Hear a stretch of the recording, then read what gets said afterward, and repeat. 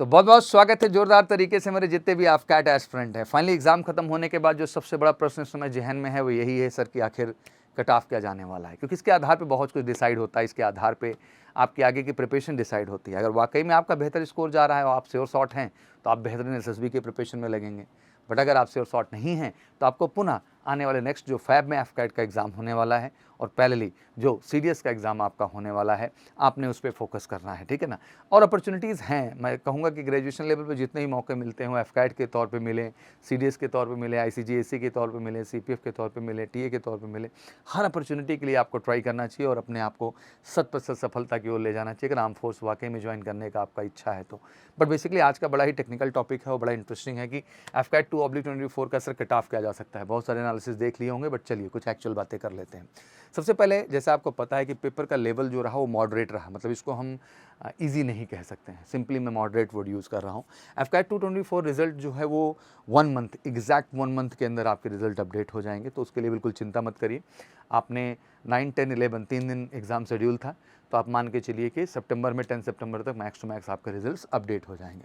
Results के बाद obviously SSB dates जो हैं वो बढ़िया चॉइस देता है AFCAT हमेशा से कि आप अपने अनुसार अपने कंफर्टेबिलिटी के हिसाब से डेट चुन सकते हैं, और ये बहुत अच्छी चीज़ है AFCAT की स्पेशली, क्योंकि बाकी एग्जाम्स में क्या होता है कि डेट सिलेक्शन लिंक में ऑप्शंस लिमिटेड होते हैं कि हाँ ये डेट्स हैं जिनको आप डिसाइड कर सकते हैं। बट AFCAT आपको बड़ी लिबर्टी देता है कि आप काफ़ी आगे तक की भी डेट डिसाइड कर सकते हैं। एक डेडलाइन होती है, उस डेट को आपको चुनना होता है। अब इसके बाद सबसे अहम क्या है कि कट ऑफ एनालिसिस। तो देखिए, किसी भी चीज़ को समझने के लिए हमें बैक में जाना बहुत ज़रूरी होता है, बट बैक भी बड़ा सरप्राइजिंग है एग्जैक्टली, क्योंकि जो 2024 फर्स्ट में देखने को मिला ये काफ़ी सालों बाद देखने को मिला। याद है 2019 में पहली बार AFCAT का कट ऑफ हम 133 देख रहे थे, और इससे पहले 2016 बड़ा इंटरेस्टिंग था जब हमने इसकी कट ऑफ 132 देखा था, और एग्जैक्टली सेकंड में वो भी कोई बहुत चेंज नहीं था। मतलब 133 देखने के बाद भी 142 देखना पड़ा था AFCAT 2 में स्कोर, और 132 देखने के बाद 2016 में 148 देखना पड़ा था। मतलब अगर हमारा AFCAT 1 का कट ऑफ डाउन गया है,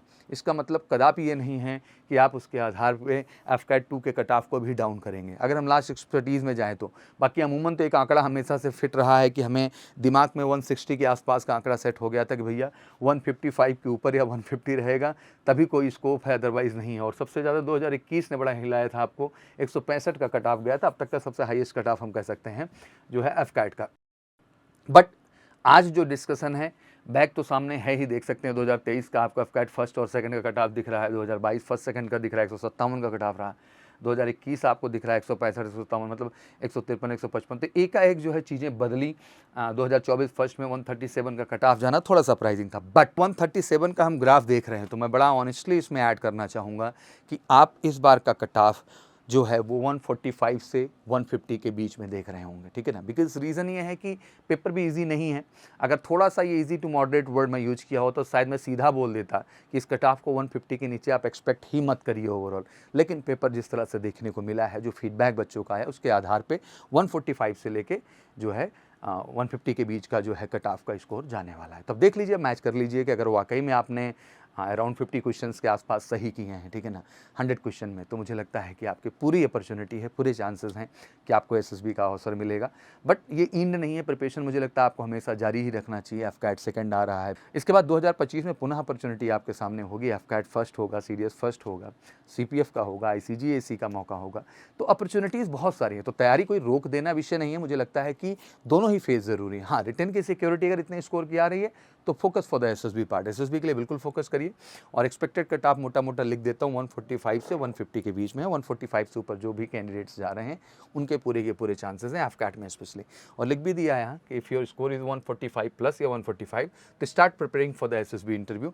अपनी SSB इंटरव्यू की प्रिपरेशन आप शुरू कर दें। And if your score is 130 to 140 तो मैं सिंपली कह दूंगा कि focus on your written examination preparation, जो कि AFCAT फर्स्ट और CDS फर्स्ट के रूप में है, जो आपको 2025 में अपॉर्चुनिटी मिलने वाली, तो उसकी तैयारी में जम के लग जाइए।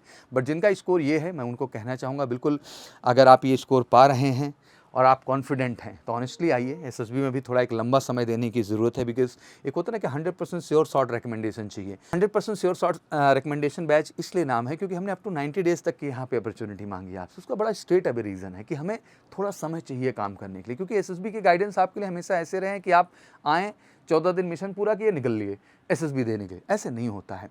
आप इस जर्नी में सबसे पहले हम आपका असेसमेंट करते हैं, जहाँ एक फीडबैक आपको मिलती है उसके आधार पे, फिर उसके बाद उसका डेवलपमेंट भी होना ज़रूरी है। और ये 14 दिन 10 दिन के प्रोग्राम से नहीं होने वाला है, ये बिल्कुल रिकमेंडेशन प्लान नहीं है। और जिस तरह से एमकेसी के रिजल्ट्स आ रहे हैं back to back, we creating the best result in India right now for the all commission entries, चाहे एनडीए हो, टीएस एंट्रीज हो, सीडीएस हो, एफकैट हो, जैग हो, एनसीसी हो, एसएससी टेक हो, जितने भी एंट्रीज हैं, ठीक है ना।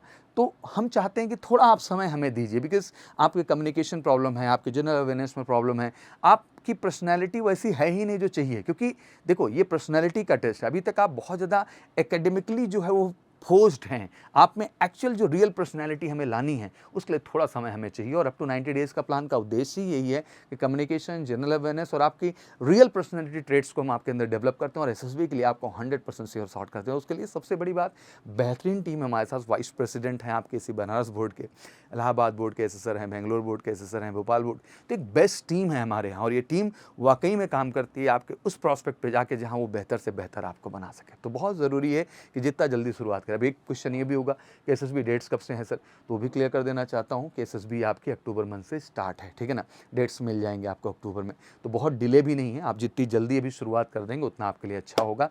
और मुझे लगता है कि समझदार आप काफ़ी हैं, ग्रेजुएट हैं, अच्छे परसेंटेज के साथ हैं, आप टेक्निकल कोर्सेज से बीटेक से हैं आप, या सिंपल ग्रेजुएट हैं आप, तो आप मैच्योर इनफ हैं। तो जो बात मैं समझाना चाह रहा हूँ उसको गहराई से समझें, मेहनत करें।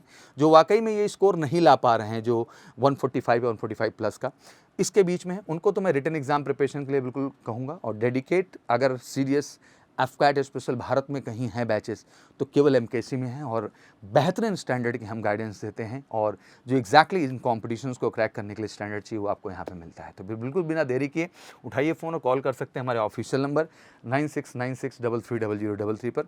दोनों ही जर्नी में हम आपको साथ लेके बढ़ेंगे। बढ़िया नंबर आप वैकेंसीज आती हैं साल भर में। एफकैट को मोटा मोटा देखिए तो 700 के आसपास वैकेंसीज, सीडीएस को देखें तो 900 एबव वैकेंसीज। इससे अच्छी वैकेंसी कमीशन कैटेगरी में ग्रेजुएशन में हो क्या सकती है। और इतनी अच्छी अपॉर्चुनिटी है तो मुझे लगता है कि एक बार शिद्दत से प्रयास करना ज़रूरी है, और एक सही संस्था के गाइडेंस की भी ज़रूरत है, चाहे वो एसएसबी पार्ट हो चाहे रिटर्न हो, और दोनों में बेहतर आपको मिलता है एमकेसी। तो बिना देरी किए कॉल करके हमारे साथ जुड़िए और इस बार श्योर शॉर्ट रिकमेंडेशन लेके इंडियन आर्म फोर्सेस का हिस्सा बने। Thank you so much, wish you good luck. जय हिंद, जय भारत।